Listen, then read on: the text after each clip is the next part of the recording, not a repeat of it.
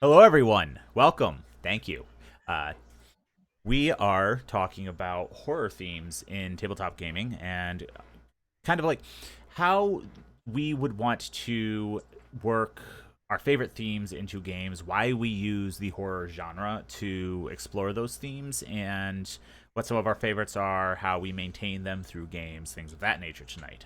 But first, I want to thank Rick and Mark for joining me. It's been a little while. Hello, everyone. Mark, welcome to I'm the back. 21st century. Thank you. How was post-apocalyptic Connecticut? Well, I was thinking to myself that we've reached the very kind of prehistory phase of the quarantine. The trad life phase of the quarantine where we're churning our own butter and sewing our own clothes, and then I guess a tornado or a hurricane or a tropical storm kind of cut through Connecticut and or New York, depending on where I actually live, and put about 90% of the state's electricity down. So we were definitely living in the Stone Age for a couple of days.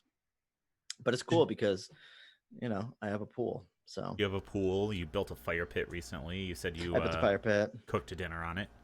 I did. I cooked dinner on the fire pit. I actually cooked pasta on it as well as an experiment, which did not go well. No, cooking pasta over an open fire is takes practice, I will say. Well, and I also don't have like a cast iron anything.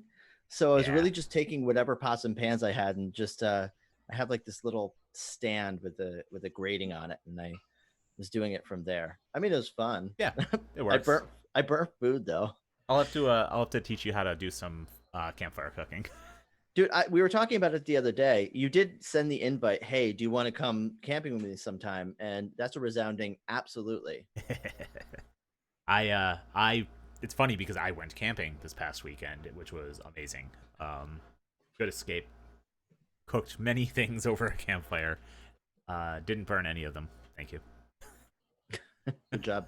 This time. This Yeah. time I have. I totally have. But it was good. It was relaxing. I slept in a hammock one night, which was cool. Is that uncomfortable? No, it's super No. comfortable. I haven't slept in a hammock since I was a teenager. You temperature matters more, unless you have an underquilt, because Because the holes. because you're well, not that kind of hammock. It's a solid hammock, but I'm imagining like one a of those like woven mesh rope. The rope. mesh ones? Yeah, no, Yeah. Yeah. no. This is like a sil nylon. It packs down to like a ball that big, super small, super tiny. Super comfortable though, but the fabric's so thin that like you feel even with a sleeping bag, because when you compress a sleeping bag, you're not getting any insulation underneath you. All the Right. insulation There's is no on air top. inside. Yeah. Right. So you need an underquilt that goes underneath the hammock that hangs there, which traps air, keeps it warm, and that helps regulate the air. So it was colder than like laying on an air mattress, but it was really comfortable, super comfortable. I have a funny story. There was a guy who would come at the apartment complex that I lived in before we bought the house. That he would, let me dial it back a little bit. This apartment complex was on a lake, Mhm. and there were trees lining this lake. So every time I would, on the weekend, I would go out to like take garbage out or whatever. Um, every once in a while, I would see this guy kind of hanging out on a hammock that he would tie between two trees, Yeah, and he was about, I don't know, 55 years old, maybe 60 years old, and he I guess would do this to get away from his wife, and he lived about like five doors down from me. So he would go, I'm gonna go for a really long bike ride, bring his backpack, throw a hammock in there, and then go to the part of the complex that he knew she wouldn't go, and take a nap. nice, Yeah. nice. Yeah, I appreciate that kind of He's probably divorced creative. now. He probably is. There's like this huge tangent. There's a huge subsection of like the backpacking community who like hang hammocks in their home instead of beds and All sleep right. in them. What? No. Yeah. Why? Is it? But yeah, but is Comfort that like and well, cost, but space? yeah. Too, like New York. yeah, That makes sense. it's interesting. There's a whole community of like hammockers, and they're like, oh yeah, no, I sleep in my hammock in my house too, and I'm like, What are you, fucking Batman? okay, have fun. Where is she? She's in the hammock. Where's the hammock hook? Rick. So, yeah, I was going to say, hey, everybody, I'm here. You also had some exciting news from, what was it, Tuesday? Wednesday? Wednesday. Yeah. So, World of Darkness, Paradox, the IP owners, put out a wonderful Vampire the Masquerade comic book.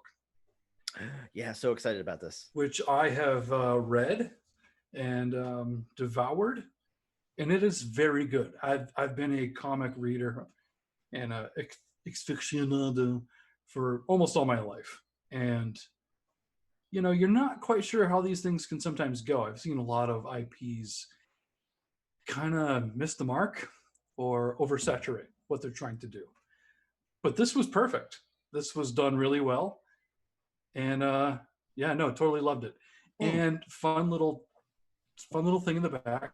This is a non-spoiler review. They have character sheets on the very back 2 pages of the characters, some of the characters that are in the story. Yes, like full stats. I shit you not. I gotta get these. That's even pretty awesome. Back history. You gotta get these. I bought you copies. Yeah, I was gonna say the exciting news was you bought us copies of it too.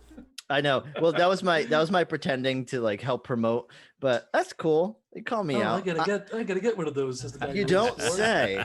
I gotta say though, it is really, really exciting. They actually statted out it's some awesome. of the characters that you could play. Oh, wow. How many of the characters did they stat out? Like 2, 3? So 2. The main character Mhm. for the. It's funny. The book is split into 2 stories. There is a Camarilla story and there is an Anarch story. That's dope. And both are equally good in their own way. So they both had some really interesting concepts, one of which I don't think I've really seen before in any other VTM kind of thing, as far as someone dealing with a loved one, like a touchstone. It was very, very surreal. Cool. And dark. So have you read Moonstone's comics? The Vampire the Masquerade series? You both are looking at me like you've never heard of this. I I didn't even know there was a previous one. So I have them and they're wonderful. Cool. But they are slightly cheesy because it's 90s. And it was around the time when White Wolf was blasting out anything. Like there it's were like Street Fighter the RPG. Yeah, kind of. But they were like, yes. But you remember there was like Vampire the Masquerade lighters and like ashtrays, White Wolf coasters. magazine too. So much merch. Well, it's White Wolf magazine is what started the entire thing. Right, but there was a company called Moonstone, which is only around for a very short period of time, and I'm pretty sure they had another vampire themed comic book, which is a very cool comic about like this like band of biker vampire chicks that go around and wreak havoc. Like the Valkyries? Yeah, like the Valkyries. And I think it's probably one of the reasons why they chose this company, or I don't know, who knows? They're probably vampire fans to begin with. Okay. But it's you could find them. They're on Drive-Thru RPG. Cool. Don't know if they're available digitally. I would imagine so. But they're probably it's only available digitally at this point. Probably. I've had mine for a while. Cool. I you did should not read know it. this Check existed. it out for comparison. I'd be interested to see. Yeah, no, I didn't know. So the art is really good. The writing is on point. Yeah. One of the writers was Tim Seeley, and that rings a bell. I'm not sure if he is I should look him up, but I'm pretty sure he's written a bunch of comics for either Marvel or DC, some mainstream stuff. But I think he also might have used a TV show. G.I. Joe, Nightwing. Yeah, Tim Seeley's written a ton of stuff. He was the co-creator of Hack Slash. Okay. I love Hack Slash. Really? Yeah. So very good stories, and it looks like there's a different writing team on each Anarch version and the other one, so you're going to get 2 different flavors, but both were great. I'm not a huge fan of the Anarchs. It's just typically not what I gravitate to. Yeah, me too. For whatever reason, but the Anarch story, which included a Thin Blood, was actually, it got you very quickly to give a shit about each character. Sweet. And made them endearing and fun. So I'm just I'm gonna totally say, stoked for the next one. And someone on Twitter, when I tweeted, "Hey, this is great. There's character sheets," it might have been one of the writers or someone who's a developer, because I recognized the name. They said, "We have put fun little things at the end of each book." Awesome. So the way they made that little statement, I'm wondering if there's going to be lore sheets, I was about to say lore sheets. oh, that would be so cool. maybe something else that's interesting. I don't know.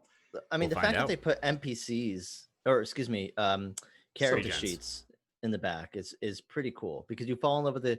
You're reading the comic, you fall in love with it, Yep. and then you can play them. Yeah. And this is the first time pre-gens have been released outside of Fall of London. Oh, no, there's pre-gens in the starter set. Never mind. Womp womp. Well, I mean, in a tangible offering, Yes. because I'm pretty sure the starter set is Digital only. non-tangible. Yeah, it's digital only. Yeah. Cool. Yep. Good. What else? Any other news? Any other cool things going on this week? Yes. So, keeping it in the world of darkness for the time being, For the time being. the Kickstarter for the card game Rivals Oh yeah. has come out. Our buddy and friend of the show, Matthew Dawkins, one of the writers for a lot of V5 World of Darkness projects. I think he put out a preview Yes. because he got to play it. Yep. It might have been through like a virtual means, but he showed some of the cards and things. And I think now that the Kickstarter is officially live, they've probably shown a lot more of it as well. So if that's something you're interested in, check it out. The artwork for this card game looks really dynamic, like right off of the table, looking at it from a little bit of a further away. It's not a bunch of font. It's not like a ton of writing all over a card with lots of complicated mechanics. It looks very flashy and beautiful. So I'm pretty psyched to find out what this is about, because I loved games like The Princess Gambit, and I am interested in the Black Chantry stuff. So, but hey, another game is right up my alley. So another thing, our dear friends at When Shadows Fall have completed their Kickstarter. Over 300%. Holy mackerel. So Neil, congratulations. And his wife as well. Yeah. That game we did a one shot of. I had a lot of fun with it. I think everyone had a good time playing. Hopefully that inspires a lot of other people to pick it up. Yeah, it's a try. Awesome game. And there is Neil and Haft Lost Pixie in the chat, who we actually had on a podcast episode. Last might week's. Be releasing Sunday, right? No, that was last week's. This is this Sundays. Oh. So check out that, because the podcast is already out. Get to know both Neil and his wife. They're fantastic people, and they've made a fantastic game that we are very really excited about. It's a great system for telling horror stories. It's very intuitive, very easy to learn, and the best thing about it is probably that cool meta that he has created, that survival. Yeah, the meta lore is pretty badass. Yeah, it's so good. So wish them all the best. Super excited to see what comes out of the Kickstarter and what might be on the line for them once they accomplish all these stretch goals. It'd be fun to see what they do next as well. But cheers, bravo. We want to run more of that game and see what else is in the pipeline. Oh yeah. Beyond that, They Came From Beyond the Grave is still on Kickstarter. It's got like 2 weeks left, I think, as of earlier this week. But we will be doing a actual play one shot of it on Tuesday, the August 11th. I'm very excited to run and torture you all with. So that is still going. You should check that out if you want more games. Oh, there's so many good ones. I just heard about it on one coming up in September that looks pretty cool. Oh, what about the Red Opera? Yeah, that's what I was talking about. The Red Opera. It's a horror / heavy metal infused 5e yeah scenario. book. That's comes out September 1st. Pretty excited. I want to take a closer look at that, which is pretty cool. I was actually just it's the lead developer is Rick Hines, who ran the How to Not Suck at Tabletop storytelling panel for VHC. So that'll be pretty cool. And oh Lord, what else? There's a lot of stuff going on. I'm not a huge fan of typical fantasy D&D type games or genres. I just traditionally haven't been. Mm-hmm. I want to give them a try because I've never officially really played one. As weird as that is, right? But this looks great.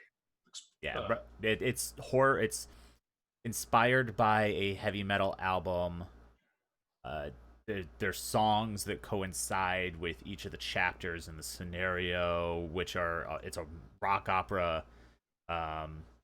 It's kind of ridiculous. It's really cool. And it's all horror inspired. It's all like focused on like warlocks and like warlock patrons and death, and it's very horror. It's very heavy metal. It's really cool. Oh yeah. So I think that's September 1st. So Warlock is the best class. I mean, yeah. So I think in Warlock other and tabletop role playing news, didn't Free League's new Nordic fantasy Vaesen? Yeah. It did drop, I believe. Did Vaesen they send is it out? Yes, you can buy. Anybody. So you can buy Vaesen. Actually, they came from Beneath the Sea. Is now purchasable on PDF and print on demand. Nice. Vaesen's out. Freaking Free League's killing it. Alien and Morkborg won Ennies. Like 4 Ennies. So yeah, briefly touching on the Ennies, it seems like Free League swept it. Oh yeah, as big far time. as a lot of their design work on Morkborg, which I took a second look at because it's been a while. I was literally looking at it today. It's gorgeous. I mean, in my opinion, I think that it is the best overlap of function and form. Yep.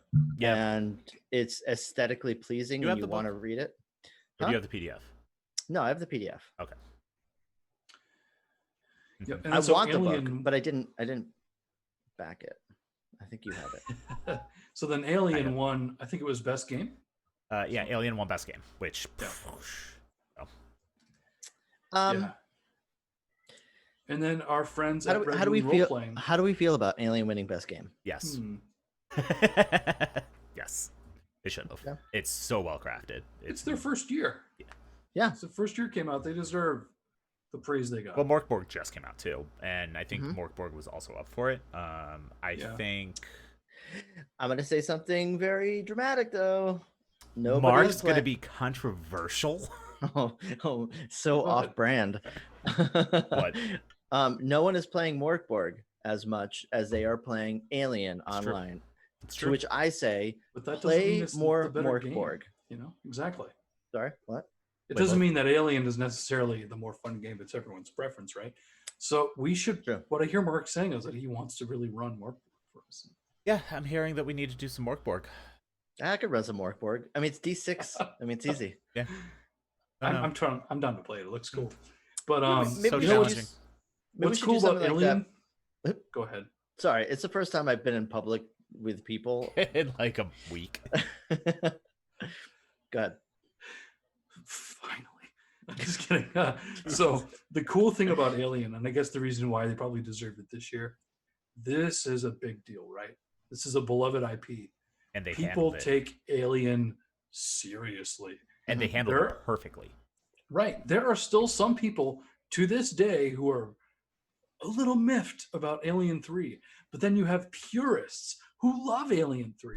I like them all, so I don't give a crap, right? It's a popcorn movie. It's enjoyable. I even like 4. I do too. I even like 4 too. That's got a good cast. He directed he directed Amelie, he directed Delicatessen, and he directed Alien Insurrection. Is that what it's called? No, that's a Star Trek movie. Or is it Resurrection? What? Insurrection is a Star Trek movie. Yeah, It's no. What's the tagline? It's Alien. It's not Alien 4. It's like Alien Firefly. Resurrection. Yeah, it's Resurrection. Resurrection, because she was resurrected. She was Which I cloned. completely blanked on, which is why I said Alien 4 until I was like, And it's an Winona R or Ryder whatever. as an android. Yes, that's a good model. Yeah, it was cool. it's a great movie. I think Ron my Perlman. Ron Perlman is in it. It's so good. We've had this Alien- conversation, but you can also Alien see thr- Prototype Firefly. Alien 3 and Alien 4 are probably my two favorite Alien movies. You Okay, son of a bitch. So good. What's wrong with you? Controversial gonna be- Mark Alien statements. 2 It's going to be like Aliens? this. It's going to be like Alien 1, Alien 3, Okay, yep. Alien 4, Aliens. Aliens is my favorite. Dang. It's my least favorite one. Alien is my Oh. favorite. I think for me it's 1, 3, Aliens, Resurrection. I still like Resurrection. It's last on a lot of people's I lists. love Aliens the most. And that I'm the dissenting vote here. well, Aliens is more of an action movie Uh-huh. than a horror movie, This is true. which is why when I'm ranking them as horror movies, it's last. Well, not last, but Okay. It's more quotable out of all of them though. I also Hell yeah. am excluding Prometheus in the new series for now because I actually really love it, I love it too. and I don't Me know too. where, but I don't know where it fits in. I have to watch Same. it more. I think they're different. Yeah, they are. Yeah, I think but they're their own IP. They just connect. I want I like this trend of I'm derailing us, but I like this trend of directors who had a like really big couple of movies going back to older IP and seeing what they can do with it. And I kind of want Cronenberg to go back to either Naked Lunch or Videodrome. Videodrome. Is he still alive? I was just talking. Yes, I was just talking about Videodrome at my day So job good. today. Were you really? Yeah, because we were talking about horror movies. Yeah. Yes, I always so try to segue us into more interesting topics than anyone else at my job talks about. I don't know what those movies are. You're not good at the coffee Videodrome's talk. really good. Yeah, I Okay. pop on work calls with like my other coworkers, and I just sit there and like stare at my camera and wait for them to stop talking. No, most of my coworkers are actually really cool, and I like most. I like most of them. Cool. We're gonna send this video to them now. Yeah, Anyway, that's fine. They won't. I greeted them as friends and enemies the other day. Good. and You they were should. like, "Who's who?" And I was like, "Figure it out." Yeah. Talk amongst yourselves. It's part of the game. But I will say, to segue us onto our actual topic for tonight, Alien Whoa. 1 captures my favorite theme in horror: And what's that? isolation. Okay. Ooh, that's I a good won't- one. So I think that, like, the way I view it is that the way my favorite themes flow in, isolation is the easiest for me to capture because, especially in a horror setting. Sorry, I just read chat. Especially in a horror setting, isolation is something you can do at any point in time, and you can weave it in throughout a story. You don't have to do a ton of setup for it. Yeah, and we're all afraid of that. And it's easy to Pretty much. illustrate in the medium of film where you just have a scene with one person and then have another scene with multiple people. And that's the best way that you can juxtapose and you know, Mm-hmm. kind of illustrate that one person's isolated. Which is interesting when you're talking about tabletop games. It is. There's different ways you can do it. Horror is obviously, you can do it in any genre of tabletop game. Horror is the easiest and it's the most natural to fit it into. But I think that all you have to do is just have someone cut off. You know, splitting the party is a trope in tabletop games, but it means a lot more in horror because usually someone dies. Yeah. And They always tell you too. It drives me nuts when game core books tell you not to split up the party or suggest that it's not a good idea to. But I mean, I would recommend novice GMs don't, because they're not you have to going to be as It's hard. they're not going to be as good at making sure everyone gets equal playtime, because that's actually more challenging in my opinion. But if you know how to do that, split the party, right? You can explore different themes with different players and give them what they want, but also, you know, incorporate more things that way, which is what I like doing. One of the one-shot scenarios I run for cons, that's like a core concept of it, is splitting the party at some point. Well, that's challenging with a That's one cool. shot. It is. It's really fun. It'd I be a lot of fun. I use mechanics to bring them back together at some point, but yeah. But know you what? also, sorry, go ahead.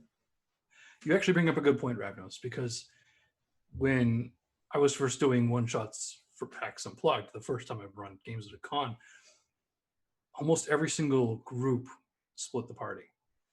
And being that some of them were new to tabletop in general because they were there with friends, and others were just completely new to the game, right?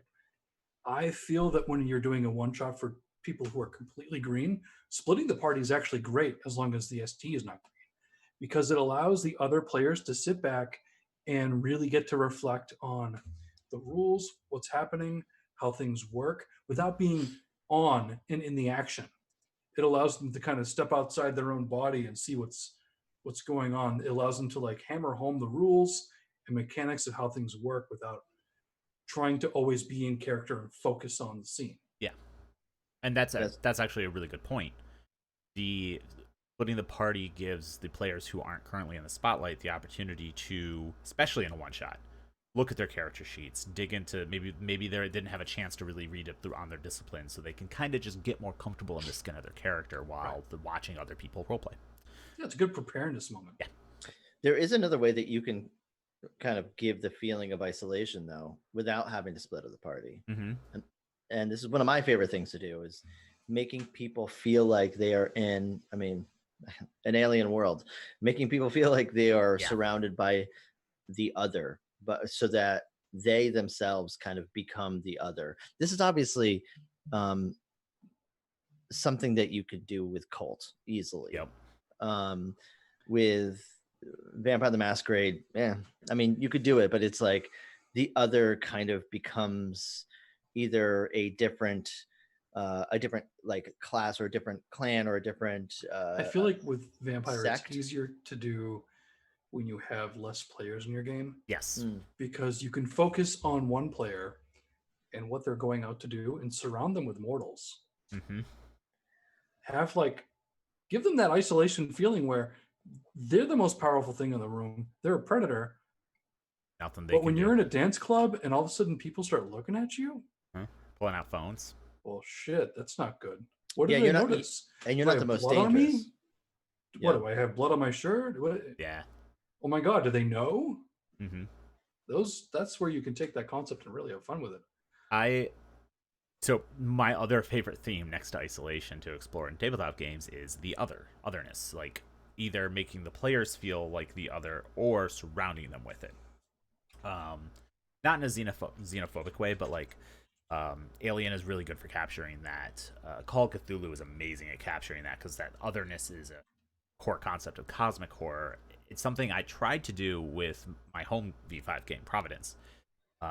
To, I think, varying degrees of success. I definitely established a sort of alien nature to things that I think definitely got under some players' skins in an appropriate way. But talking about Black Miriam, who's sitting directly behind me. But Are you talking about the worms? yes. Oh, Yeah. yes. That's all I have to say. Not to be esoteric, but one of the player characters had parasites, and we're throwing up these like eel Cthulhu tapeworms things. Yeah. And this was my player character's first introduction to the coterie. So essentially, the coterie themselves kind of became the other to my player character, because no one thinks this is really that bizarre, and they're all arguing with each other like on a one-to-one emotional like coterie level, and I walk up and it's like, you guys are arguing about emotional shit while this girl is throwing up worms. Yeah, you were like, the fuck is going on? And it was perfect. Yeah. So Shut I'd like up, to new think I did a guy. good job at establishing an otherness in V5, but it is very challenging, and you have to do things like run Call of Cthulhu. That's secretly Call of Cthulhu when you're running Vampire, like I did. Yeah, it's basically we're playing Call of Cthulhu. Well, there's an NPC that I like to include in my Kult games, which is a little old lady who is both creepy, but at the same time kind of endearing, and represents a kind of false hope where you are in a world of. I did this a couple of times with running the summit, where you're like in the city where everybody's fucked, everyone is so screwed up, I love and that setting. and the group is just trying to like make heads or tails of all the craziness that's going on. And there's a little old lady who's grocery shopping with like this kind of kind of like the old women kind of push around in Brooklyn, like they look like shopping carts. And she seems to be very, very normal and very concerned for everybody who's there. Like, you need to get the hell out of here because this place is dangerous. Come upstairs to my apartment and I'll make sure that you guys are safe and fed. And that could go like, I was inspired by a character that was put in the summit, and I kind of carried it over, and I kind of went a little bit further with it. I was gonna say, do you take it further? I never let her get to the point where they go, she is or she isn't. Like, it's that's more interesting. Well, it's less dramatic, more engaging for a player like me. Not having an answer is more fun than being shown an answer. Yeah. And most people will go, I am not going to follow that freaking lady, especially after what I saw. Depends on what kind of character I'm playing. If I was playing the character like I played in When Shadows Fall, I'd be like, nope, bye. Yeah. But if I was playing someone like Colin in Kult, I'd be like, yeah, great, cool. You got any whiskey? Like, well, maybe she'll show up. Wait, are you playing yourself? Dun. Yes. So I'm playing a philosophy teacher. Yeah, I played myself. Well, that's true. So we've officially dipped our toes into the topic of the night, which is themes that we love to see in horror. So I've got a list. I know you guys have some that you have in mind. Mr. Mark, do you have any that you want to round robin shoot off the bat here? Favorite themes? Yes. So there is a concept called sublime. Okay. And art history, they teach you this idea, or like when you're looking at like a piece of art that has like, there's one that's really famous. I can't remember what it's called. But there's a man that's standing on a rock, and there's a huge storm going on in front of him. And there's a like kind of off in the distance, there's a ship that's kind of like torn asunder, and he's about to get hit by this giant wave. So that's this idea called sublime, which is, violent, beautiful, dangerous, something involving nature that's threatening to an individual, to either the viewer or the subject, but has not quite hit. And there's a thick intensity that is built based on that. It's like you can cut the tension with a knife in points like that. It's great. And so that's a theme I really, really like to include in games, where it's like really thick. The best example of this is when I was running V5 on Onyx Path's channel. When they met the fisherman who may or may not have been killing people. Des. Okay. And he is a very dangerous, and he is very dangerous, La Sombra, but he's also very simple. And you don't know anything about him until he kind of walks up to you. And I like that. I like this kind of sitting in that thick, sublime feeling. I think that shouldn't come as any surprise to anyone who knows how much you like Kult, because Kult is really good at capturing that. Yeah, that's true. How would you work that into, like, not V5, not Kult, something? None of us are huge D&D players, but like in a game like what would D&D, that look like in other game systems? I was wondering that as well. So with Dungeons and Dragons, it's a really easy example, and it's pretty common. I think on the Red Box, is it on the Red Box? One of the editions, one of the early editions of Dungeons and Dragons had the party walking into the treasure room with a sleeping dragon. Yeah. That's Okay. Sublime. Yeah, that's fair. Or anytime you want to introduce a god in a lower Yeah, yeah. level Oh. campaign. Yeah, a huge, like, who can just take his finger and squish you. Okay. So in a non-role-playing sense, if you've seen Moana, You're welcome. this is like when she sees the big crab guy and he's covered in shiny stuff. Yeah. Yes. And she thinks it's a mountain of Treasure. like treasure. And then all of a but sudden it's it moves. really, Yeah. shiny. Or It's when you encounter the goddess as a volcano at the end. Yeah. like the Yeah, first time you see her, it's like, oh, okay, Yeah, it's a cool. cosmic horror is like, perfect. I guess, I mean, that's Sublime. Yeah. Oh, yeah. that's cool. I already That's a really mentioned good theme. two of mine, isolation and otherness. Sublime kind of falls into otherness. Kind of. So Well, it's how you feel towards that otherness, I guess, right? yeah, exactly. It's like, is it terrifying to the point of being awesome, or is it confusing? And both are good approaches for running that theme, in my opinion. Obviously, Call of Cthulhu, Trail of Cthulhu, the Yellow King, games like that are really easy to capture that. And Kult is very cosmic horror, depending on how you run it.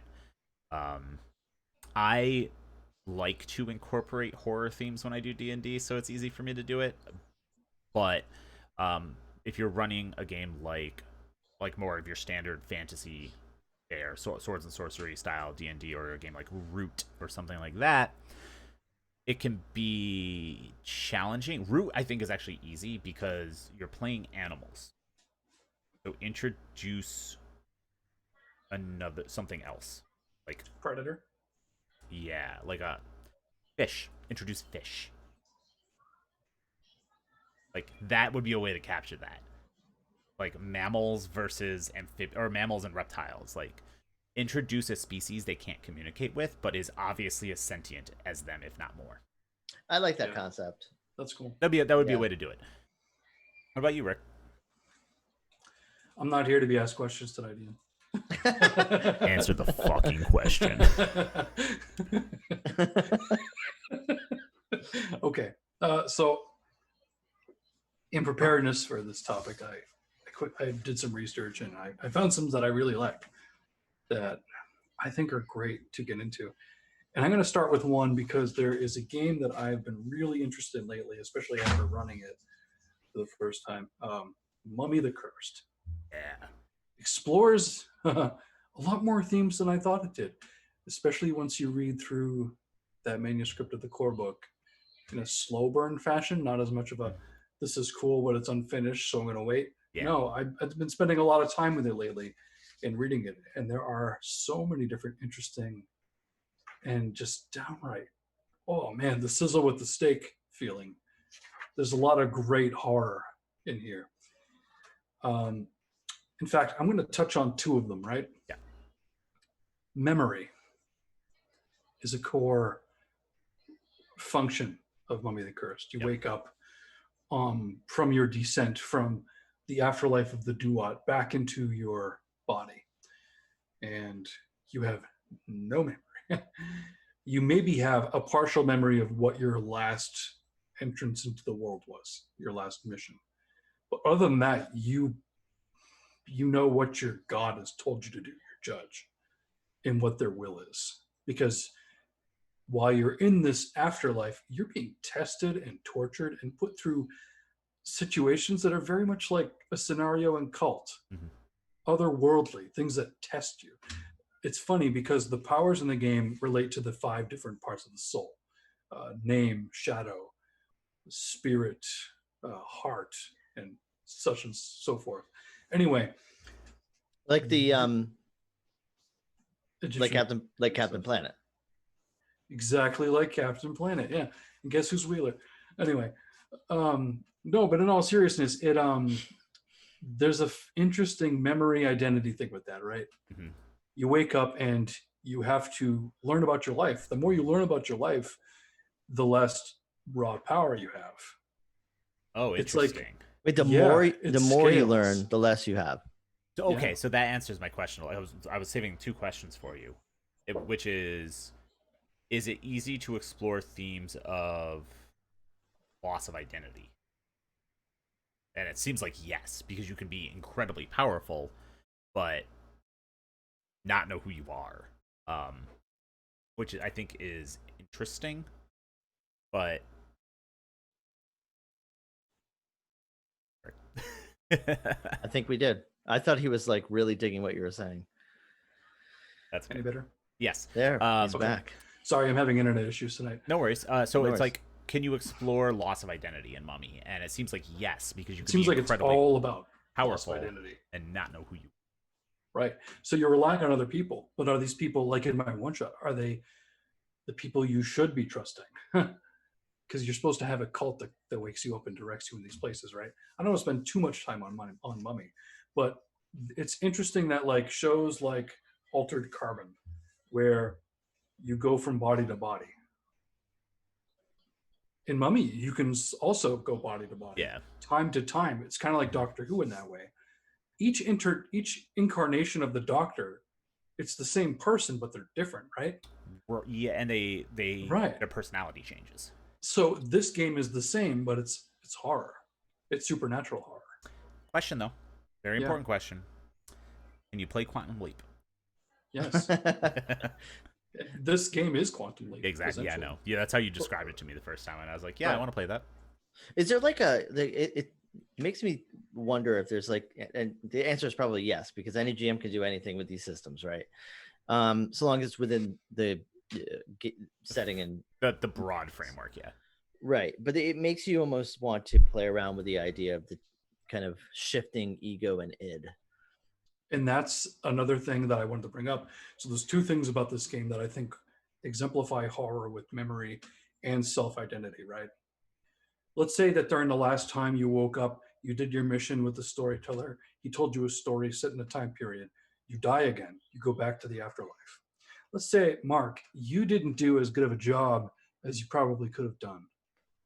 And your defining pillar, your defining characteristic of your soul happen to be like strength and let's say like shadow.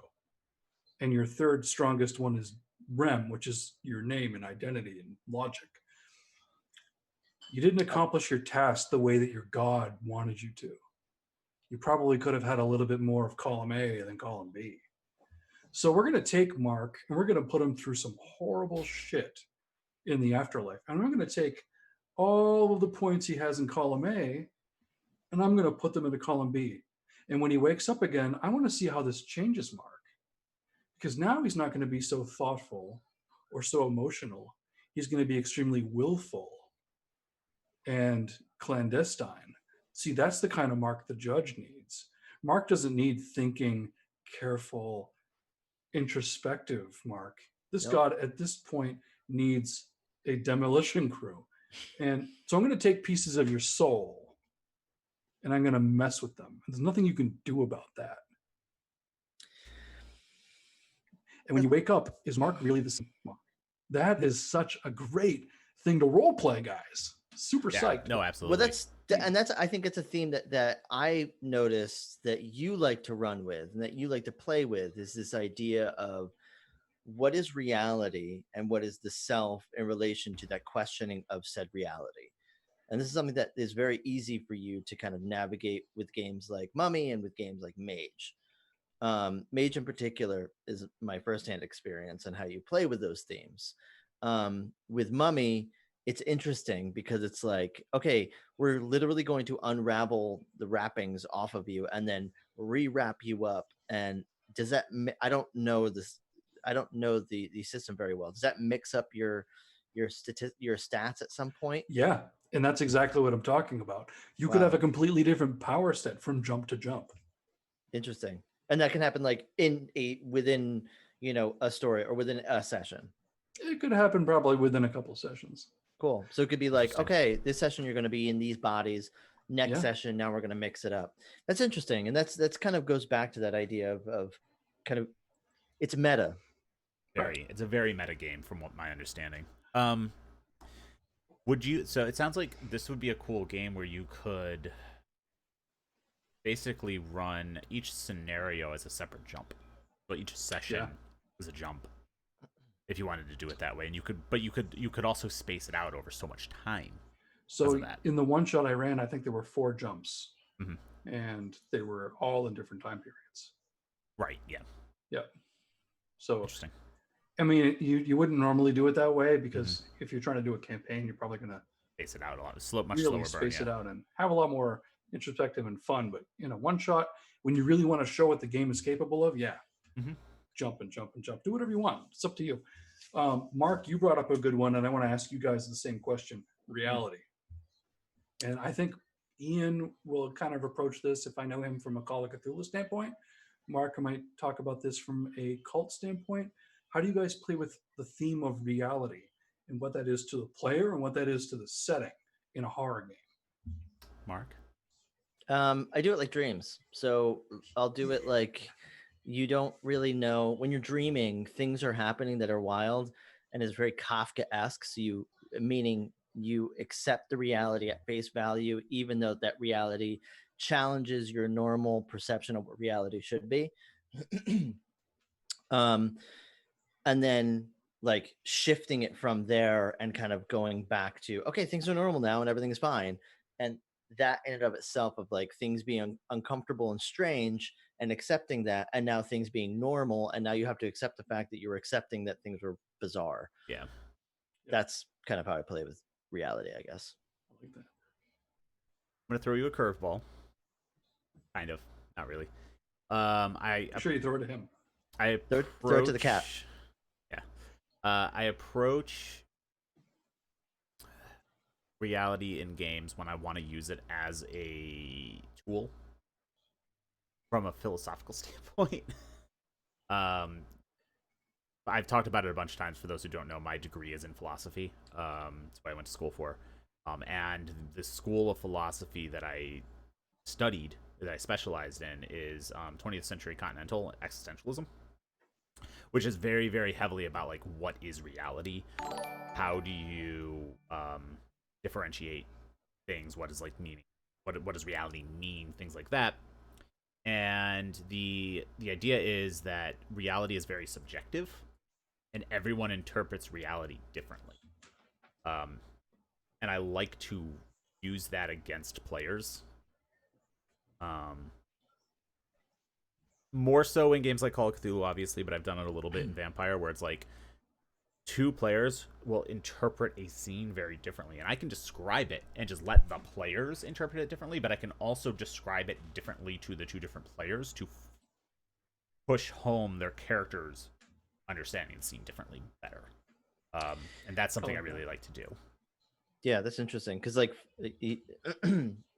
like your emotions and your feeling of something doesn't exactly equate to fact, and your perception or your the way that you interpret something that you're observing doesn't exactly mean that's what's happening. Exactly. I often like to, if I can isolate players for the description, like if someone leaves the room and comes back, I will describe the scene differently based on where they're standing, what I know the character's emotional state is at the time, things like that. I tend to play with, well, you two and Black Nerium and a few other people who I know are very, very, very good at not using meta information in character. So I'll with your group, I can do it right at the table. I can just be like, you see the scene this way and you see it this way. He looks very aggressive to you and he looks very calm and docile to you. Like if I'm describing an NPC, things like that. It's a good way to cause strife between the player characters as well to a certain degree. Right, because then it's like, I know what I saw, man, and it's like, no, he was fine. Yeah. We have a friend who played in that game with us that ran it in a very interesting way, where someone will walk into the room and be like, "Give me a roll," and it'll be like intelligence, composure, the resistance to like dominate, right? Yeah. And if they fail it, they're like, "This is how the scene goes," but that's not how it really went. The player now doesn't know either. And like later on, something comes up and it's like, oh no, you were commanded to do this at this specific time. When did that happen? When you walked in that room and failed your dominate roll. Yep. You don't remember it. You can't meta it because I didn't tell you. Yep. Yeah, I've had jams that do that where they just are having everyone roll all sorts of interesting things. They don't tell anybody what the hell's going on. That can be spooky. It can. Yeah. I think to touch on consent briefly, you have to be careful with that. Yeah. You verge on taking agency away from the player at that point, Yes. which you have to know your player base. It's something that you want to be careful with playing with strangers. If you're playing with friends and who you know are going to be okay with it, especially with the things you're doing, it's not a big deal. I just do want to say, like, Yeah, well, I mean that's something that can be handled off the rip. Like, this is the style of game in which I play, and this is the way that I do rolls here. I'm not going to tell you certain times. I'm going to have you roll certain times and not tell you what you're rolling for. Are you okay with that? If you're not, that's just how I run games. So this might not be the best game for you, and then you'll be able to find someone who is. But I think it. I mean, it is important to be careful with that and understand that some people might. That's not the type of game that they're really buying into, or maybe they might be really, really like crunch heavy and they want to know specifically what kind of roles. And there are those types of players that are like, I like to sit here and do the math with it, and I want to, they're the types of players that are offer like, hey, can I roll at X and roll this? And they're the ones that do want to do some of those calculations on their own, and you might be taking away some of the enjoyment of like one particular aspect of the game away from them. Yeah, which is why we use consent forms, why we have conversations, session zeros, things like that. Yeah, just be upfront. Question. Yeah. Unless you had another one. I mean, I have lots of questions for you guys, but let's keep going. In terms of the different themes, and we can list tons of them, like both in terms of themes as subgenres of horror, but also themes that are separate from horror genres. But specifically regarding genres of horror, what themes work better with what subgenres? Oh, I need help understanding that question a little bit more. So, which part of it? Well, Rick, if you understood it, answer it. Maybe that'll help. a little bit. So you're talking about like two different themes working together. One is the primary, one is the secondary, and how do they complement each other? Kind of. It's kind of like what I mentioned earlier with like cosmic horror as a genre of horror, subgenre of horror, and the other works really well with cosmic horror because it's so easy to introduce it. Right. So we're talking about the storytelling Oreo. What cookie fits with the cream really well? Yeah. Yeah. And we've seen all kinds of bad flavors of Oreos out there. So, well, Like what? What kind of what are Oreo they? flavors? Carrot cake Oreos are a affront to God and man. Is that a real Oreo? Yes. I want to try that Oh, Oreo. wait. Do you like carrot cake? I mean, yeah, when it's good. Okay, so this is like bad carrot because I love carrot Yeah, cake. It's like one of me the only too. kinds of cake I like.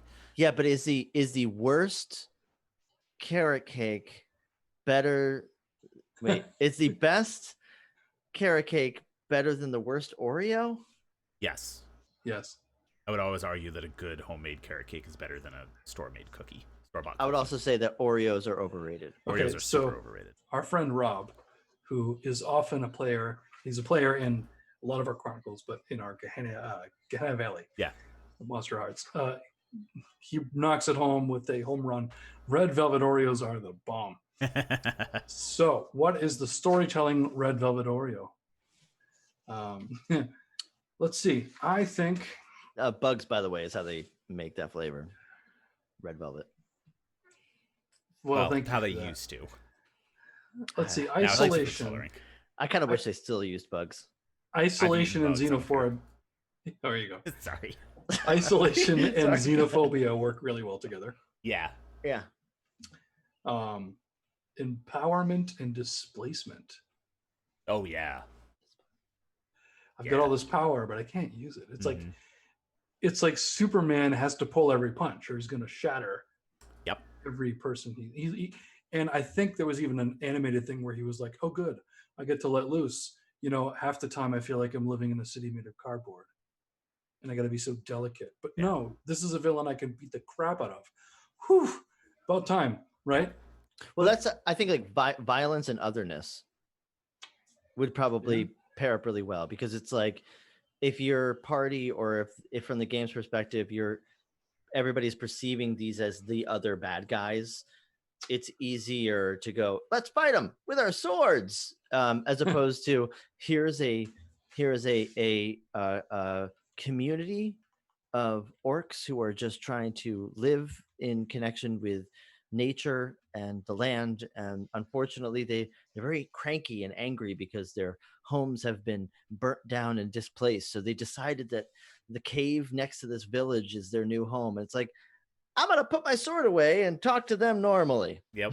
Because it sounds like they are going through some hard times. So if you like paint them as the other, or like the dark and scary orcs in the cave dark, you go, okay, cool, I can fight these guys. It's there's a dichotomy. There's a game called Midnight, which I like. I think it's 3.5 based. And it's basically what if Mordor won in Lord of the Rings. What if Sauron won and controls everything now. So you are playing freedom fighters in this society ruled by evil people. Magic, cool. It's super low magic because the bad guys steal everyone who have magic and either brainwash them and make them fight for them, or they kill them. And certain races are very rare. It's a interesting concept, and it forces this sense of kind of what you were describing, where it's like the normal people in society are the bad guys. Yeah. So how do you interact with them? And how do you maneuver this society without getting killed? Because you start, unless you want to play a high-level game, you're starting at level 1 in a world where literally everyone can kill you. And you're like, meat's back on the menu, boys. But I'm level 1, so I'm like, yeah. But you play the good guys. Cool. Yeah. Yeah. I've heard of Midnight. I want to play it. It's interesting. I need to dig up the books. They were working on making a movie at one point. Sounds cool. I would also be okay with playing Lord of the Rings as the bad guys. I've told you that idea, right? Oh, I have a D&D campaign based on that concept. That's so cool. I think it's like Morkborg is kind of like that, from what I understand. Yeah, kind of. The people are broken. Yeah. For me, I think obviously otherness, cosmic horror. The one I like is pairing body horror with weird things. I was about to say, I think, body horror and self-identity. Yep. Identity. So that's like change. Well, that speaks to Mark's favorite, which is the Nosferatu. Yeah. And it speaks to the entire game line of things like Changeling the Lost. Yep. Yeah. Or Promethean. Mm-hmm. Deviant. Yeah, like who am I in this world? What is my biology? And all of that. Right. I lost the boys because they're looking at chat right now, everybody. I'm here. And I'm listening to you. I think that the like pairing body horror with weird stuff, like The Fly is a good example of that, where it's like, oh yeah, that's great. It's pairing body horror with romance to certain degrees, and you're like, okay, why is this a good movie? The remake of The Fly with Jeff Goldblum. Jeff Goldblum. Yeah. But also you can pair body horror with isolation really well. The Thing does that. Oh yeah. But also a Naked Lunch does that really well. Yeah, it does. That's one of the things I think the new Alien franchise does incredibly well, is pairing unusual themes together into cosmic horror, sci-fi horror. There's an otherness with David, but there's also an identity thing going on, and there's all like they play with so many different themes. It's why I think those movies are so good. Well, I think that one of the things that are really interesting with him, that character in particular, is like David? The other is you. Like, yes, you are other. And I think that we can all resonate with that idea of, first of all, we're all kind of the main characters in our own little perception of reality in this corner of the multiverse. Yeah, usually, right? Yeah. But like at the same time, we've all felt other. We've all felt alien. We all felt weird or different. Yeah. Sometimes even in your own skin, right? Yeah. Oh, big time. Body horror especially plays really, really well with that. Of I am the other. Like, I mean, the Kafka story. Metamorphosis. Yeah. Right. I'm in my apartment. I cannot let my parents and everybody in the house know that I'm turning into a bug. Yep. There's a sense of wanting to hold back in certain horror because you don't want to give away the cart with the horse, so to speak. That's not how that saying goes, but I don't care. No, you don't want to give away the cream to the cow. No, that's not it either. No, whatever. It is a cart and a horse thing. You don't want to put the cart before the horse. That's what I was trying to think of. Right. Like, you don't want to give away all of your horror at the same time. But I like to front load to a certain degree. I like to be like, I like to hammer in a bunch of horror right at the beginning, and then pull back on it, and let that adds tension, seep in, and then they don't know what else is coming. Yeah. Or they keep expecting more, and it doesn't. And then, like, a couple sessions later, there's a big injection of something horrific or terrifying that I like. And then it's kind of like using tension as a bridge between events. I don't do that enough. I think Candyman does that really well. Yes. Because you see so many people being like, that's a fucking urban legend. And then like, Candyman. And then like, did you say it 5 times? Oh, whatever, I lost count. And then later they're home and they're just like, Candyman. And then they die. And then they die. Yeah. Yeah. And that's when you have it formulaic and then you get a payoff, right? Mm-hmm. Yeah. Yep. But what if one of those pieces of the formula is wrong? Exactly. The scene in Evil Army of Darkness, where he's trying to recite the incantation to make the Nictu, Barata. necktie.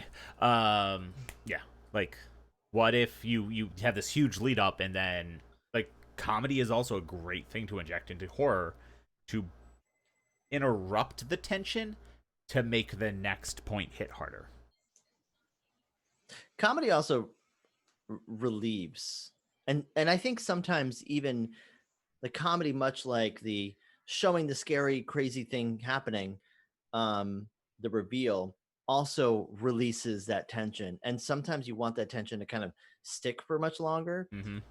With modern horror movies, postmodern horror movies, I guess, they have been for a while diffusing all of that tension, that delicious and valuable tension, with jump scare and comedy. Yeah. Or big reveals. Like Cabin Fever. Yeah, like Cabin Fever. Yes. Cabin Fever is a great example. We're using comedy to kind of diffuse it, and it takes the bite out of the horror movie. Yeah. But movies like I hate movies that movie so much. It's awful. But movies like So Dead bad. Alive. Have you guys seen Dead Alive? Is amazing. Yeah. Also known as Brain Dead. It uses Jackson. comedy. Speaking of Lord of the Rings. It uses comedy to kind of make the horror, and more particularly the gore, more palatable. Yes. So it's needed in order to make it not as disgusting, because it's kind of funny and slapstick. There's also if you don't have something to break up the tension in horror, you start to get numb to it. So unless it's constantly ramping, which is also not great sometimes, like Saw. You need waves. Like Saw works because it's like an hour and a half, 2 hour movie.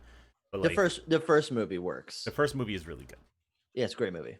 But like, if you're running a multi-session campaign that's just constantly getting more and more horrific as you go, either the players are going to get bored, nothing is going to shock them anymore. They're going to be like, yay, torture scene. Or like, it's just not going to have the impact you want it to as you keep going. So having waves and like lighthearted moments and character development and growth and interpersonal relationship building outside of the horror is very important. You're talking about pacing, and yeah, exactly. I'm talking about it. You need non-horror to pace horror. Yeah, and I've often said that the most memorable parts of a tabletop game are not exactly the centerpiece that the GM has. Oh yeah. Like prepared. So like those little weird moments, or those little social moments, or the things that the botched rolls, like these are the things that everyone talk endlessly about to other people who weren't part of the game and try to bore them with all the details of said game. Yeah. By the way, stop doing that, everybody. In the tabletop industry, stop doing that. No one likes it. But it's if you're able to kind of pace those like horrifying centerpiece or big like tentpole moments with some of like you were talking about the social interaction and that kind of stuff, the emotional scenes, that's important. I mean, look at they came from beneath the sea game I ran or Onyx Path Gun. Fucking fantastic game. The most memorable part of that game wasn't planned in any way, shape, or form. No. Usually aren't, right? Yeah. Those good moments. What was I gonna say? Jeez, you were just talking about something, Mark, and I had something on the tip of the tongue the entire time. I was talking about finding memorable moments and Pacing. using that with pacing. Using said a few other things. So it's funny because we're talking about different genres that kind of lead you to making horror great, making horror shine by bringing other aspects of life to make life normal again, so that the horror can be horror, right? Yeah. And it's funny because it's almost like you really have to have a good sense and possibly even mastery or a lot of knowledge on how to run scenes that are primarily not horror to make a horror game really good. So some of those other themes that I had on my list which aren't really even horror based are, for example, we're talking about that. What pairs well? Sacrifice. Yeah, personal sacrifice. And atonement. So good. Yeah. Especially like, we talked a lot about games where you're a monster, right? We love those games. We like playing monsters. Maybe we're just horrible people. Yes. Yes.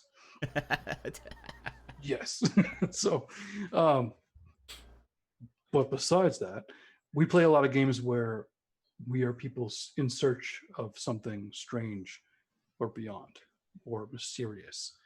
And those are a lot of the horror games we see as well.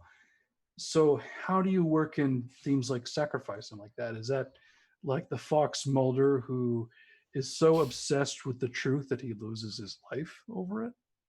Like he doesn't have a personal life anymore because he's a dog with a bone. He's got to see what's behind that curtain, like in Kult, right? Or in Call of Cthulhu, you lose your mind because you learn more about what you shouldn't. No. Sorry. One of the things I like to do is make the personal sacrifices seem insignificant. Oh, and then you learn later, like that was a personal sacrifice. It back around and make them realize what a big deal that losing that was. I needed that finger. Damn it! Now I can't pick my nose. Yeah, and that could have saved the world. Yeah, shit like that. The aliens come down and the god comes out of the ground. You must pick your nose quick, but I can't. I'll do it for him. This is atonement. This is horrifying. Actually, that's another really good one. Atonement. Exploring redemption arcs in horror can be huge. Or and then like not being able to successfully do it. It can be bigger and more memorable than having a successful redemption arc sometimes, to me. That I feel like comes out of an organic play. I feel like that in order to have, you can't, I don't think you could plan for that kind of arc. I think that has to come out organically. I had that happen recently in a game I was playing, actually, where none of that was planned. That trajectory of what the character was going to do completely derailed, went into a direction I didn't expect. And then, no, I'm not talking about your game. Are you sure? Yeah, maybe it's parallel. Because I just play bad people. So, I'm going to get off the couch now before I start talking about my mother, who just hopped into the thing to see us here. Right? Is it Freudian? I'm just kidding. But seriously, hi, Rex, Mom. Hey, so I was in a game where I was going to be like completely sublime, right?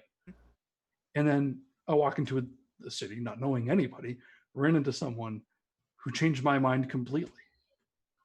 And made me realize, wait, that's fucking horrible. I don't want to do that. Yeah. So then I become this long process of, all right, well, I'm a clan that's not even really welcome in the Camarilla. How do I enter the Camarilla?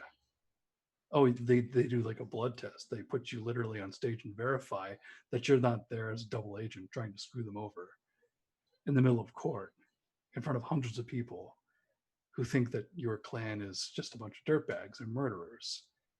And why should they accept you here?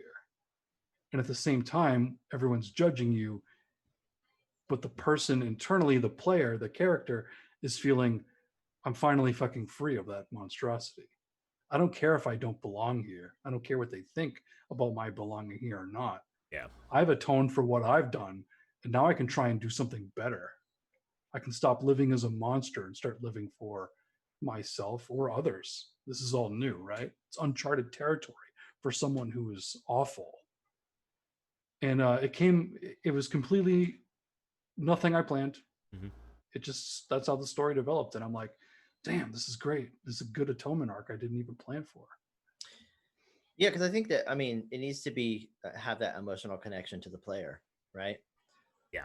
To have that kind of atonement. Same thing. I feel like the same thing with sacrifice too. Like, I'm a big fan of not telling them what their sacrifice should be, or what is a sacrifice, or what it's something that it's not like, oh, okay, I'm going to introduce this NPC and then I'm going to take that NPC away and then that's going to be the sacrifice. It's like, if they don't care about that NPC, it's like, you can't make people Bye, care Bob. about an NPC. You can't make them care about your plot hooks. And sometimes sometimes they care about something you don't even expect, or that you don't want them to, which is a challenge, but it's a fun challenge. Yeah, it like when an NPC, they care about an NPC a lot, and you're like, he was supposed to be in for one scene. That's it. Yeah, it's like, well, there's a meme. It's like you run out of names introducing. They're like, well, what's the goblin's name? And you're like, Dribbles. And they're like, we've adopted Dribbles. He's our mascot now. He will be everywhere. And you're like, fuck. Okay. Actually, his name is my son. Okay. Well, I need to come up with the actual character now. My favorite is when there's, with vampires, it's easy to do this. When they offer an NPC for the players to fall in love with, like when somebody has a ghoul, and then everyone at the table loves that ghoul. That's my favorite. Like when they fall in love with a player character's ghoul is the best. Alexander. Mm-hmm. I don't love Alexander. You're a monster. You leave Alfred alone. He's a means to an end. He's okay. He's a treasure. You take that back. I don't dislike him. Everyone but you loves Alexander. I think as myself, I think he's great. Yeah, right. Yeah, but as my character, Luca's my character's like, okay, guy. Yeah. He's like your goal. But that's Luca. Like, he's very kindred. Yep. He wouldn't like anyone's goal. Right.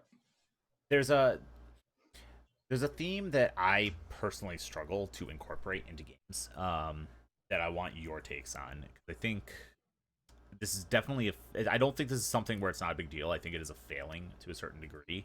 Part of it's because I'm male, but part of it's also because it's not something as a player that I've ever wanted to explore in a game, and it's romance. I was wondering about that. I'm not good at incorporating romance into my games as a GM. And it's a core theme that a lot of games, I mean, Monster Hearts runs on it.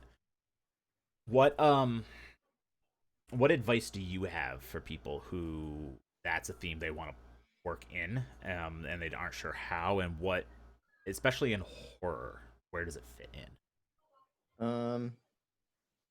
I think that I would say that I'm probably not the best person to talk about this, because I don't really like to explore this theme either. However, I think that if there is going to be a player that has a NPC that's really important to them, like a husband, a wife, a girlfriend, a boyfriend, whatever. Yeah. And they want that, and it's like, it's really important that this boyfriend is part of my character's being. It's like, okay. This is your touchstone. And with V5 especially, there are touchstones. I mean, it systematizes a little bit. V5 makes it easy. There's literally mechanics for it. there's mechanics for it, but it doesn't make it any more easier for people like you and I. But I think what would make it important is to have a very, very one-to-one conversation about not just like a session 0 with that one person, but like, let's only talk about this NPC for you. Let's figure out what they mean to you, what you're trying to get out of it, and what I can do that will give you the satisfaction you're looking for with that NPC. Right, because the most uncomfortable thing in the world is for me to look at a player at a table and go, hey baby, you know, and it feels weird. But that's just because I'm a emotionally dead inside like me. Emotionally dead inside New Englander, so these things are uncomfortable. Yeah, we're emotionally dead inside. It's fine. That's how we operate.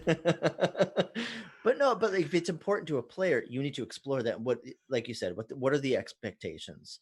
Yeah. So if it's, and I think a really, really good, I think if you're looking for a way where you kind of tread that line a little bit, and the way that is I feel like is probably one of the best ways to handle this is it's Chicago by Night, ran by Clara Herbal. Oh yeah, on Red Moon Role Playing. So good.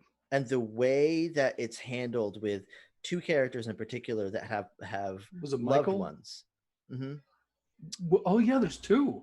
There's two. That's right. And so Dawkins' character is like this very intense, very scary, like American Psycho type character. Sedite. And he's really kind of emotionally abusive to his like girlfriend in this in this game, but you could tell there's been some prep ahead of time. There's been discussion ahead of time. That's critical. What is okay? What isn't okay? This is important. And because of how Red Moon Role Playing runs their shows like a radio drama, you miss that. The way we do things, I think that conversation would happen publicly. Oh yeah. There's So it's important to know, to a degree, like that conversation did happen. It did, for sure, and it happened in like pre-production meetings, but it's handled, even then it's handled really, really well. Yeah. Because even when you're seeing it without seeing that session 0, there's a dichotomy between the player and the GM that you know for sure that this was discussed prior. I highly suggest you listen to Red Moon and Pariah Jones. If you want to talk about that sometime, I'd love to recommend some of the stuff they've done. They're so good. He mentions me pretending to be Wes's mom, which is one of my favorite interactions as an NPC. Wes is what is his character's name? Oh my god, we haven't played Kult in way too long. Some kind of detective, right? Detective Vern. Vern. Yeah. Vern's mom and Erica's characters. Mom. Oh yeah. Fucking great. And you did my Nanny too, didn't you? Nana.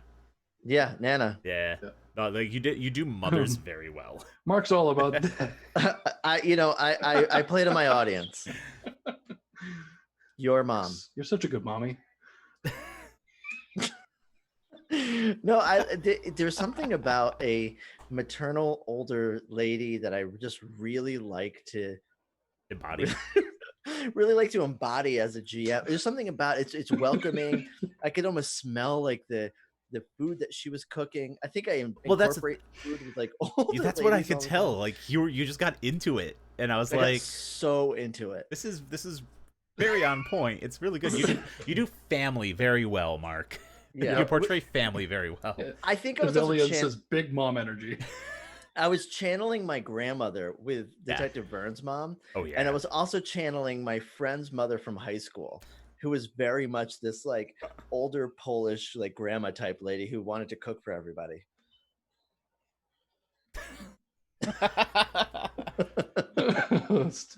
That's too funny. So romance. That's better that's better for me than romance. I could do familial love better than romance. Yeah. Choosy moms choose Mark.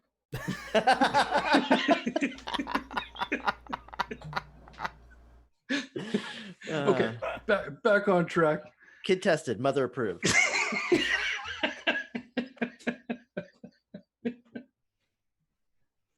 This is a rated R stream / podcast, just to remind folks.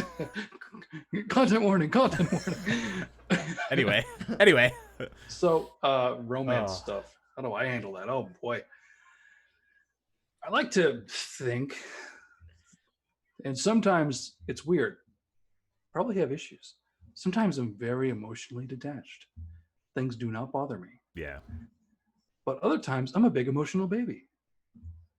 Very emotional person. I'm a Cancer. Maybe that's part of it. I don't know. True. But regardless, I have been developing more as a player and more as a storyteller, and how I act out different things. And one of those things is also romance. And I think you kind of nailed it on the head with Red Moon. It's a great source of inspiration example. I thought, you brought up the Dawkins character and his girlfriend and how he's a little emotionally detached, but he's obsessed with her in a good way, right? Do anything for her. And if anything hurts her, like a true touchdown, he goes wild. Yeah. Yeah.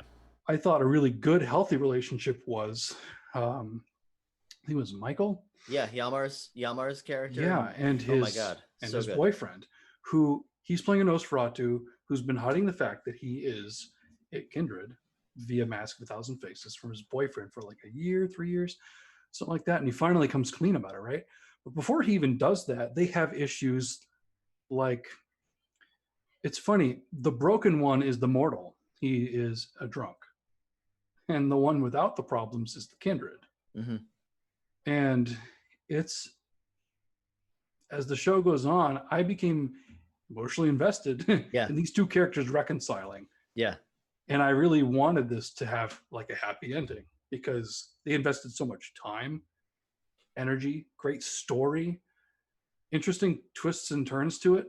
That was great. I think that's a model example for how you can run romance without it being romantic. It doesn't have to be, we're sitting down at a table, there's candlelight, and I'm flirting with you. It doesn't have to be that at all. It can be simply you caring about someone that is supposed to mean a lot to you.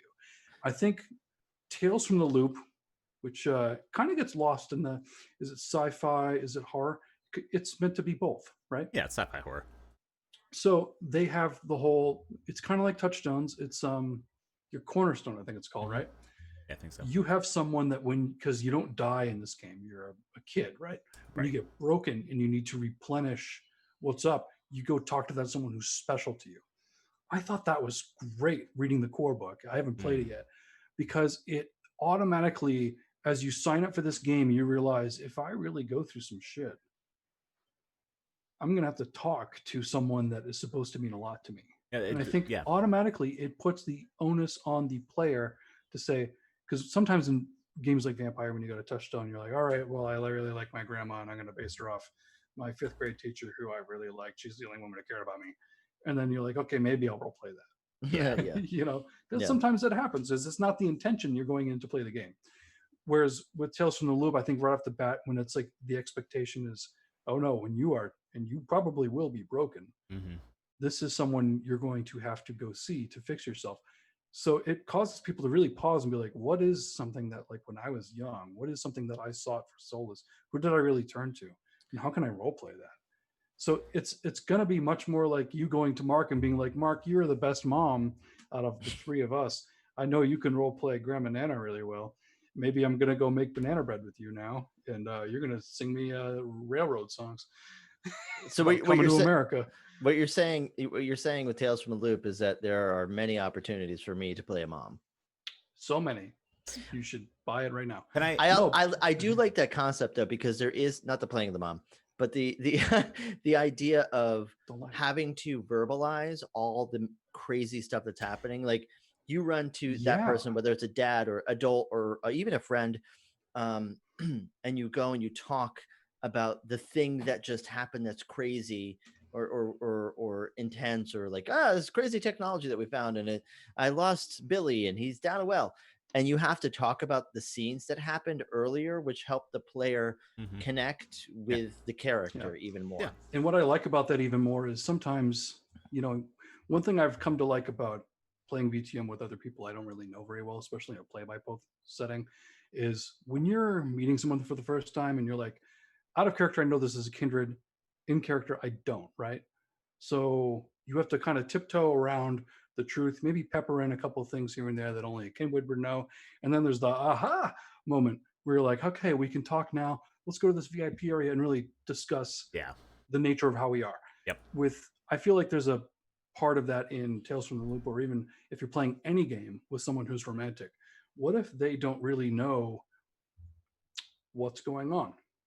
No matter what the setting is, you have to talk to someone that you're supposed to really love and care about. Now, we're on the topic of romance. This is also touchstones and people you just care about in general. But Right. Yeah. Yeah.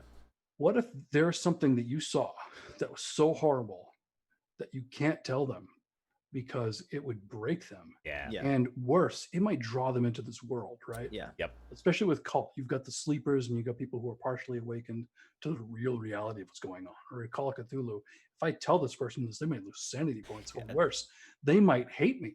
They might think I'm crazy. They won't love me anymore if I tell them what's really happening. And I'm worried about myself and my connection to them, with being able to unleave myself of the stress of the things that I've gone through.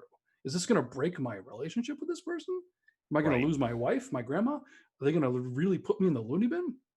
That's a fear, right? They won't believe you, right? And will turn into a conflict. Yeah, and there's an aspect of protecting the ones you love, which I think is a theme in and of itself, separate from romance and relationships and things like that. That is really important. I do want to touch on one thing very briefly, just because it's important. With that concept in Tales from the Loop, I appreciate that that's very much destigmatizing therapy to a degree. Oh, totally. And like making it a mechanic in the game is very interesting. Oh, I didn't even think about that. Yeah, that clicked in my head. It's That's really smart. Wait a minute. Glad you said that. Yeah, like it's mechanically destigmatizing psychology and therapy. That's actually really smart. Yeah, because it's bizarre to me that there are people that are uncomfortable with that idea of therapy. Yeah, I always have been. I hate it. Oh, really? Yeah. Don't be. No. I know. It's a mental. It's a mental. You're block. fixed. I just told you not to be, so you're fixed now. No, That's how it works. It's Thanks, Mom. You're welcome. For me, honey. It stems from bad experiences with it, actually, or not like negative experiences, but like this not is a huge tangent and very personal. There's no results. Yeah, I've had that same issue, and that's why I've always felt it was useless. But that's better. That's better than the people that are like, no. And like try to talk other people out of it too. Yeah, no. Yeah, like that are just totally shutting the doors on that option. No. I think it still has value, and it's still something I want to explore it personally. I just have to find the right person. I think in general, and I think maybe these games bring out a good aspect of that, is just talking with your friends, right? Yeah. Even in a way that might not be, and you made a great point with it. It's mechanical in an aspect of that one game, but it's funny how many times we role play things and you're not role playing yourself, but something will happen that will resonate with your life, and that's some. You're kind of cutting out, but I think that I understand what you're saying, is that your character is going through something intense and you can apply what you already know and put at least some kind of an emotional connection to it. And if you're playing out a conversation or a monologue or what have you, you can play out some of those things that you have already have existing inside of you. I'll give you a perfect example. Yeah, exactly. When my character in When Shadows Fall was starting to lose it. Yeah. With the girlfriend and everything else, it's like I kind of took things that I have applied to, ex-girlfriends in my head and applied it to said character. And I've come to find out that the writer of When Shadows Fall was like, well, yeah, when writing this character, it's having an ex-girlfriend that was lost to the shadow. I mean, of course it's one of my ex-girlfriends. Why wouldn't I throw her into the shadow? But like writing what you know and playing what you know, and at the very least having an emotional connection in your brain helps you to be a better player. Yep. And, as when 5th Ed really first started coming out with V5, Jason Carl is kind of like the spokesperson for a lot of what we saw with V5 and some of the details. And I really liked a lot of what he had to say about how, and he still says it to this day, but you're role playing monsters so that you can better identify the monsters in real life. Yes. And Yes. what it takes to not be a monster yourself. 100%. Right. It helps mindfulness. Yep. Yeah. And that really maybe helped solidify why I really loved this game in general. It kind of made me realize, this may be fantasy, but it's still experience nonetheless of dealing with other people and dealing with hard situations. And as Neil in Pariah in the chat just said, it can be very cathartic, right? Roleplay is intensely cathartic for me. I've always used it as a outlet. That's one of the reasons I play horror. Circling right back around to themes and working them into horror. This is weird to say. I'm not really afraid of anything, personally. You heard it here. You heard it here first, folks. He is not afraid of anything. Not bears, Nope. snakes, No. like spiders. No. Krista? No. Krista? Oh, shots fired. No, it's Just gonna kick your ass now. the thing that I like in horror is the tension and the anxiety that it drives. There's no like I don't think jump scares are scary or good horror because I'm like, you surprised me, you didn't scare me. You're startled. You're startled. Yeah. You're not scared. So I use the themes that I've talked about in order to drive emotion and emotional reactions, and that's what I enjoy out of horror. That's why I play with the themes that I play with in horror. That's why even as a player, I try to incorporate my favorite themes into the game. I try to talk with the GM and say, these are the things I want to explore with my character. So I think that the catharsis for me in playing horror games is getting it's almost a emotional release, but at the same time, it's also it helps me break down mental barriers for certain things that I don't get out of other horror media, even because it's the definition of hot media. It's because you have cold media, which is just kind of throwing information at you. Exactly. And you have hot media, which you have to engage in. Exactly. And it's even more hot than, say, video games, that's one of the reasons why I like tabletop gaming more than video gaming, because video gaming to me feels cold. Mm-hmm. Yeah. So full disclosure, I've had a hard time playing video games since becoming really into tabletop. Yeah. You don't get the same engagement with it. Yeah. I found. Yeah. You're always going to find something wrong with it too. You're going to be like, why can't my character do this? It's like, well, because the programmers have like so many hours in a day. Limited memory available. Yeah. Right. So in kind of wrapping this concept, that was kind of my closing statement, I guess. What do you think, what drives you to play horror game? I was going to bring that up as a topic myself.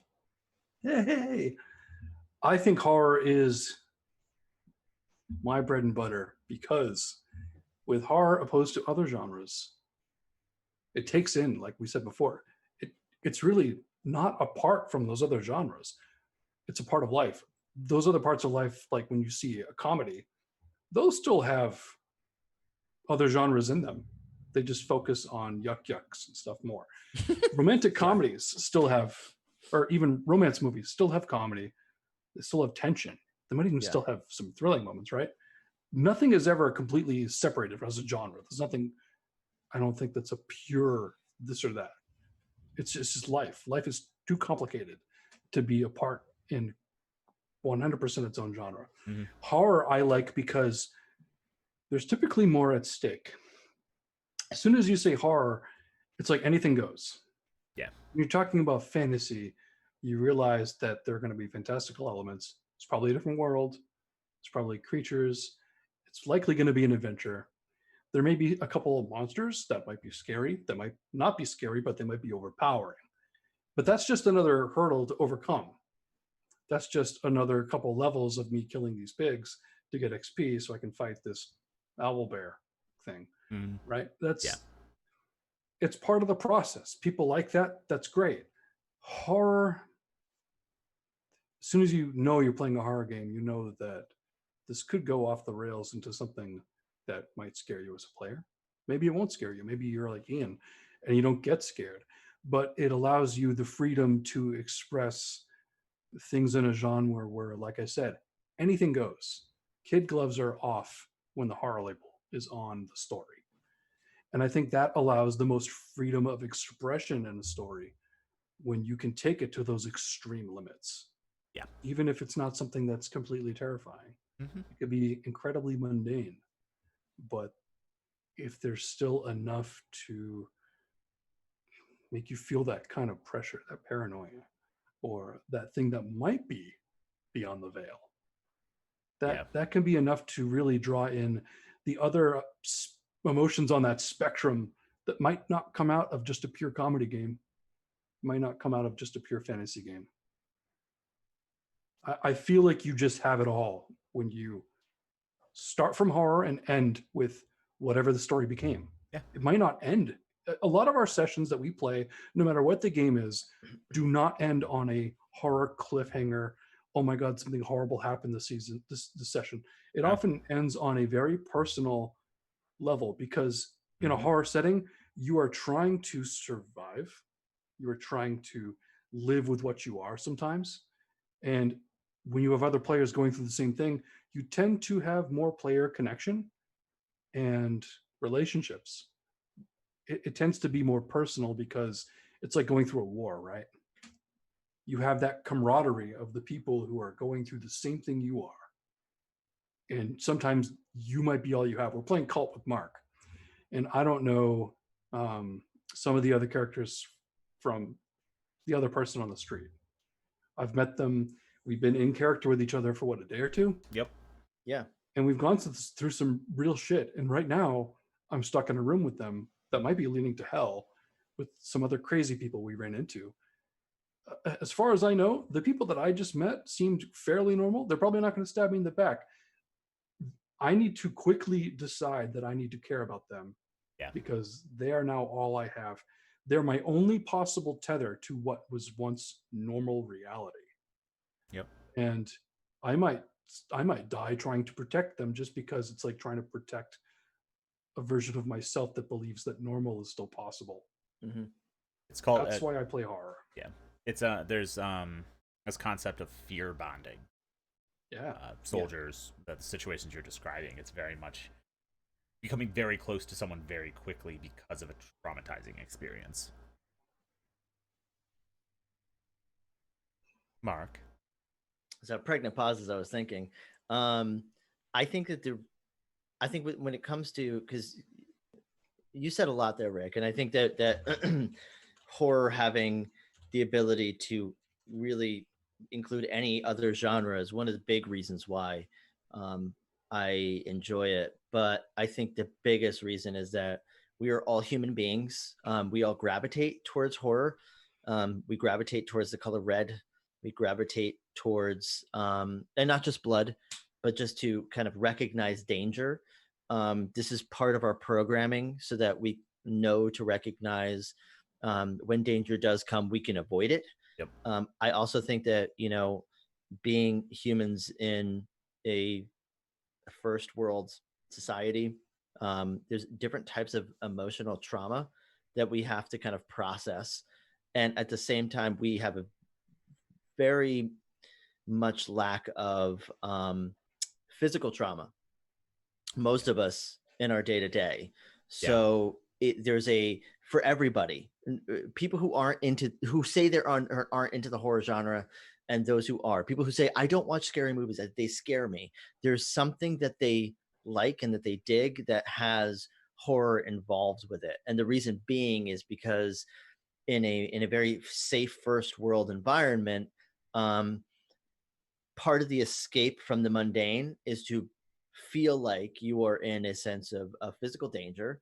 Also, we are programmed to feel excited when we're running away from the beast that we're hunting. Yeah. Whether that beast is ourselves or somebody else. Yeah. I think the horror genre is the most popular genre out there. Horror movies are always going to be a popular thing. True crime is one of the most popular genres of books and documentaries out there. And some of the most normie individuals really dig some of that crazy, creepy true crime stuff. They just don't tell anybody about it. I like tabletop games that have a full range of emotion. And I think that horror is probably the best way to do that. Most of the horror tabletop games that I've played have allowed that wide berth of experience to play and incorporate things like comedy, to have something that's maybe crunchy with a lot of rules and a lot of systems, but at the same time, huge opportunities for role play, which is the part that I really, really dig. And I think that that's dynamic. Other games that are not in the horror genre are so compartmentalizing and kind of shrinks your ability to include some of those other themes. Horror is the one to do that. Yeah, absolutely. I think that's actually why I started looking into playing horror gaming again. I was playing a Star Trek Adventures game as my first getting back into tabletop after a long lapse. So I played for a while with some friends. First time ST for that, did great. Loved the story, liked the people I played with. But there was a certain point in playing that where I just realized, and I was reminded, there's some things you can't do in that setting. Yeah. And it's not even that it was anything weird or appropriate, or it just didn't fit the story, didn't fit the genre. And I was like, well, that's kind of a shame. Yeah. Can you how many times have you been watching something and it goes like a little creepy and half the audience is like, what are we watching here? Oh, come on. But in like a horror movie, if there's comedy, everyone's willing, a joke. Okay.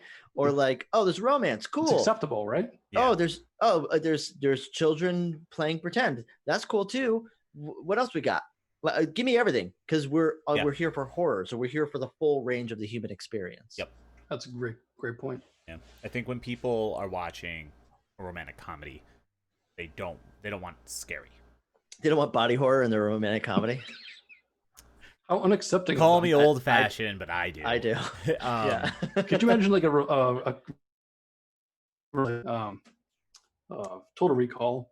And you got the guy with the thing baby on his stomach. Quaid, open your mind. And it's like, imagine like a romance where it's like you are some beautiful woman and this guy, right? And it's like, we've been dating for a while and I got a secret. Next thing you know, it's you get Krang from Ninja Turtles. It's like, do you still love me? And the audience is like, I didn't sign up for this. There's actually a movie about kind of that idea. Oh, yeah, there is. Yes, there is. It's a horror movie, though. Not a comedy. There's a couple. There's one that's kind of thinking of. Is the one you're thinking of have vagina dentata? No, but I know that I'm not thinking of Teeth. It's Teeth. That's it. Isn't that kind of a romantic comedy? Yeah, it is. It's a romantic horror comedy. Yeah, really. Horror. It's a horror romance. It's not really a comedy. I mean, it's a comedy because it's funny, but it's funny because we're twisted. Yeah. You'd like it. Yeah, Rick. It's good. Watch Teeth. You'd like it. Just Teeth. It's really good. Name of the movie. It's good. It's actually a really good movie. Yeah, it's well written, well acted. There's also Romeo and Juliet. Yes, that's a good one. So I think that's probably a good place to end tonight's conversation. I feel like we could probably have a part 2 to this conversation. I think there's a lot more to explore with this topic. I think so too. You want to end on Teeth, says Big Dad? I will. Yeah, I do. I feel like that's the perfect place to end. We had a good World of Darkness meme going around this week. Mm-hmm. That was my sexual orientation is the scene in Queen of the Damned where Akasha and Lestat bang in a bathtub full of rose petals to while Deftone plays, and I'm just like, that was a scene, and I like looked it up and I'm like, heck yeah, that's awesome. Best scene in the movie. Why do you forget about this? Best scene in the movie. That movie sucks. No comment. It's so bad. Yeah, it does. I think she played a good ancient. No, Aaliyah's great. Good. Yeah, she was the only one. Did you not? Was it Louis in that movie? Louis? No. Yeah, he like shows up in the Oh, background with like yeah, he's like but it's yeah, some he's other there. guy. yeah, it's the worst. Yeah, it's a bad movie. Anyway, so I just wanted to say we do have a lot of really cool stuff coming up. We're going to be doing our horror Redstone Academy at August 11th, 8:30 p.m. 8 p.m. Eastern. Yep. 8 p.m. August 11th Eastern Time, Tuesday. That's right. Which is going to be fantastic. It's going to be a lot of fun. They came from beyond the grave. And then we also have the next episode in our Saturday night one-shots, which I acronymed to SNOZ. That's coming up soon as well, so stay tuned for what fantastic game we're going to be playing. And then we have all of our other wonderful programming. So Cult Divinity Lost we'll be back Good soon. Intentions is going to be coming back very soon. Yes, it will. Excellent. All right, so I just want to say thank you, everyone, for tuning in on Twitch, and this episode will be airing on our podcast on Sunday, so make sure you don't miss it. Other final announcement from me, and then Rick has something to say. We will be releasing our actual plays as audio-only podcasts in the near future, so stay tuned for that as well. There's a person in the chat who had some really cool points earlier. Just another guy named Harry. I'm going to go out on a limb. Guess that your name is Harry. Or he's just really hairy. Maybe. Is asking what the panelists' names are, which is probably us. That would be so us. I think he missed the introduction. Notoriously, we have not introduced ourselves. Yeah, we do it all the time. I am Marcosius. Otherwise known as Mark. I am Ravnos, otherwise known as Ian. And I am Def Malkavian, and my name is Rick. So, or Pickle Rick, as they call him in the streets. Sometimes more than the streets. Because he's got a real big pickle. Jar of pickles. Praise set. Anyway, you can find us on our Twitter, Gehenna Gaming, Facebook, same Gehenna thing. Gaming. Anywhere you type in Gehenna Gehenna Gaming, Gehenna you're going to Gaming, find us. Gehenna Gaming. All the links Twitch, YouTube, things like are that available in the show notes or below. Thank you. Thank you all for joining us. Yes. Buy a t-shirt on Threadless. Yeah, that too. GehennaGaming.threadless.com. Hey, Ian, Yo. do we have other merchandise now? No. Merchandising. Soon. Are we gonna Soon get TM. Are we gonna get like a Ravnos action figure? I'm ending this. I'm Good gonna night, design everyone. one. Yes. Bye.